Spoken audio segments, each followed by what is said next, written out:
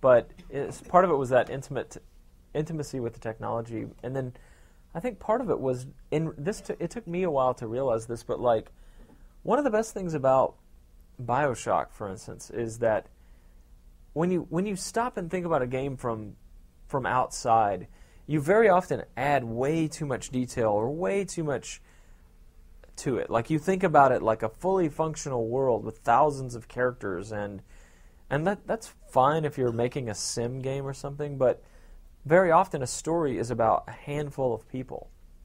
And BioShock, a game that I've been playing along with Stranglehold on my Xbox, and I also play BioShock over Steam, by the way, but it really is the story of this one guy, Andrew Ryan, who had this crazy vision.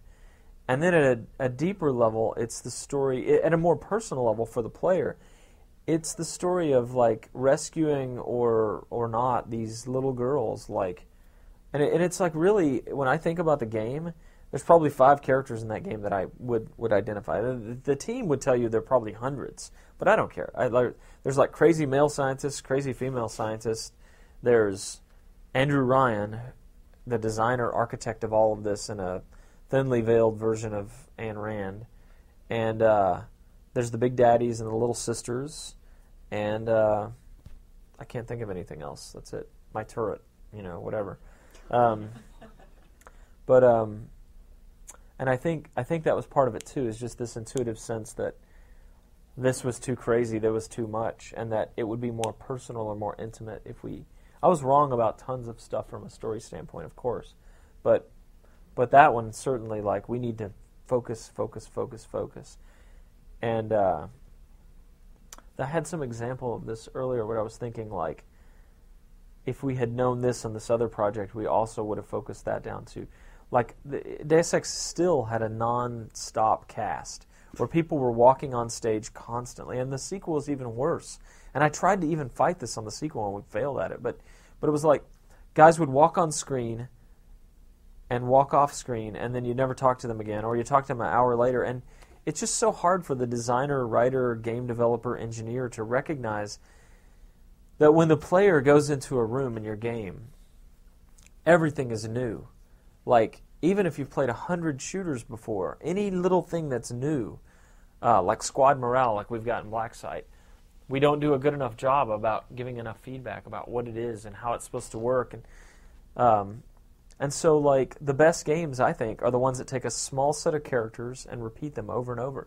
That's the only chance you have by the end of the game for anyone to care about the characters, I think. It's to just, same guys over and over, repeat exposure. And we came to that realization on Deus Ex very late. I mean, it was probably with 6 months to go. It was probably a year after you came to me and said, we've just got to change the story. One of the best things we did on Deus Ex was Warren went and fought for 6 more months' time from the publisher, which was great.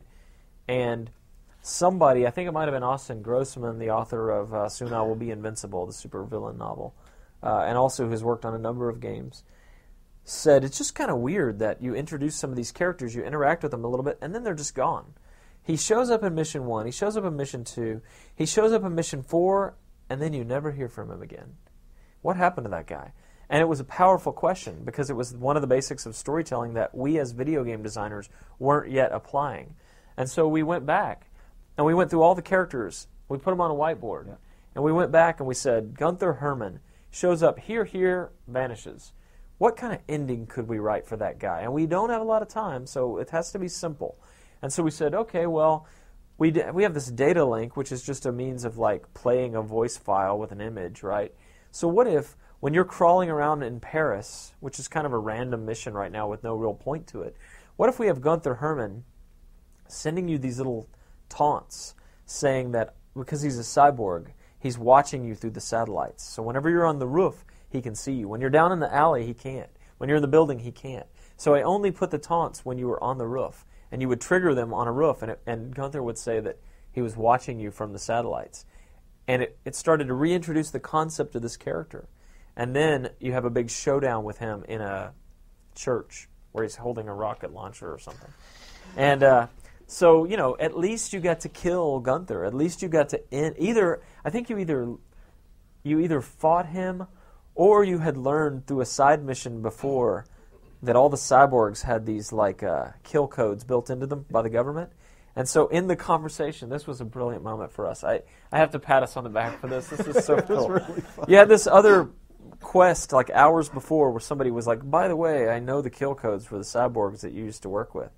And if you pay me, I'll give it to you. And so if you were the player that paid for it, you had this option in the conversation. You could either say, let's go, let's fight, bring it, and then throw down with him and fight in the church. Or you could say, by the way, I happen to know your kill code. Here it is. And we put this long string of text up, and he just goes, and dies. It was fantastic. Magic moment. Yeah. Magic moment. So anyway, we went back and we gave all the characters, a finale, basically.